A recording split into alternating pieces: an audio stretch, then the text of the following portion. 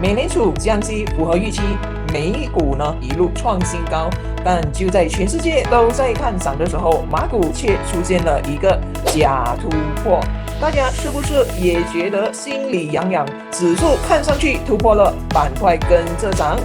但到底是真突破还是被套在高位呢？更关键的是，科技板块这一波跟随着那些板块向上高歌，涨势明显强于其他板块。你是否也在想，是不是科技才是马股这轮的主战场？哪些科技股里有没有已经启动值得低吸的机会呢？执黑马实战案例第 O7204。这只股票一度是科技股的牛股，2021年的时候呢，还上涨高达6块116仙。目前它回调来到0.985之后，今天已经是拉升差不多有高达43.568%了。上个星期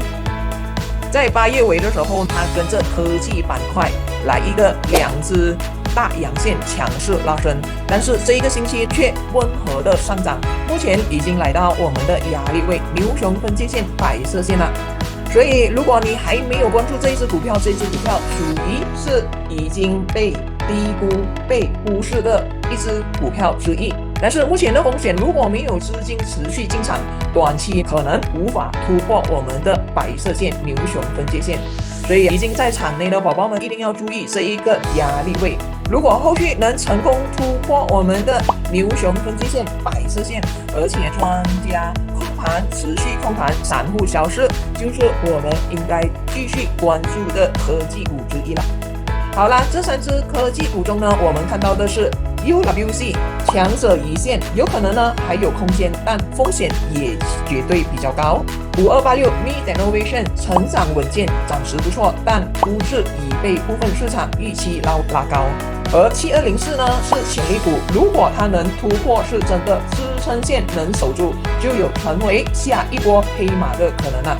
所以我们的操作原则依然很明确，只做低吸不追高。越是科技板块这种被追榜的板块，高位追进风险就越大。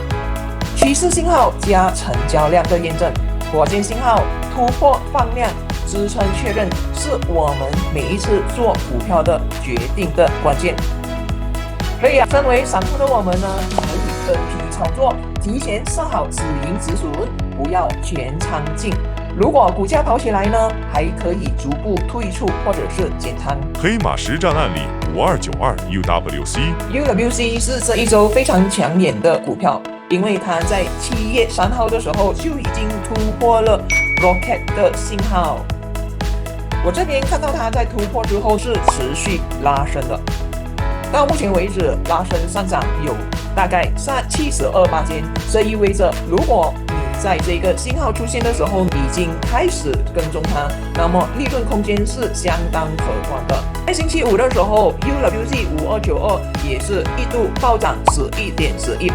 当然我们在7月31号的时候也看到这一只股票就已经突破了我们牛熊分界线，而且当下7月31号散户消失，庄家完全控盘，所以你在前面这一波没有及时上车也没有关系，因为牛股总有机会让你上车。所以在这一波上涨72%当中，除了这一个上车机会之外，我们也可以等待它确认突破牛熊分界线，再次关注它，或者呢来到上升结构9回调，来到我们的 Hourly Position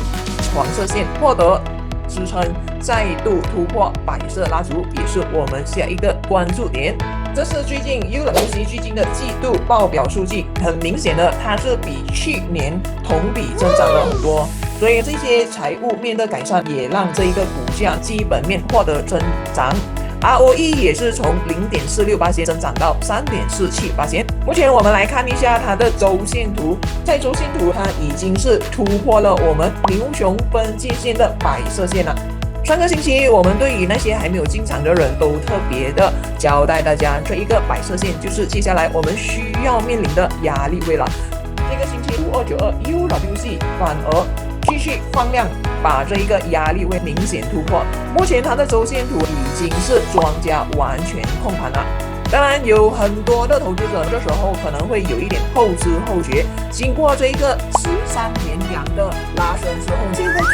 来得及吗？讲真的，我们一直以来操作股票的方式都是低吸不追高，而且在日图方面，它已经来到上升结构9啦。虽然日图是已经突破我们的牛熊分界线，但是在月线图方面，它却已经来到3连阳。每一次的它来到3连阳的时候，都会有回调的风险，所以对追高的人只能做一个短期的操作。我们可以透过60分钟图，只要60分钟图有庄家在，我们就可以继续关注它。所以如果你是短线或者中短线的投资者，目前 UWC 已经是来到日线图上升结构9，可以考虑把部分仓位分批获利，但是还没有进场的可以等待回调靠近支撑位才入场。比如我们看回去历史，每一次来到上升结构9之后都会有回调，后面position黄色线就是我们下一个支撑位了。所以如果它下个星期能顺利把上升结构9突破，代表这只股票是强者恒强。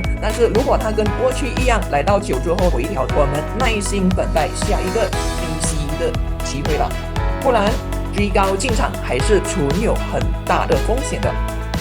总体来说 ，UWC 是一轮科技拉升里典型的强势股，它已经是率先启动，也已经跑了很长一段，但还有空间。接下来是 Mi Technovation 5286，这只股票它也是在6月24号透过我们的火箭指标提早在我们的关注清单里面。6月24号当下的价格是在1.81块，虽然它没有 UWC 5292上涨那么刺激，但是火箭出现之后，它也有一个33.708%的利润了。如果科技板块持续被追捧，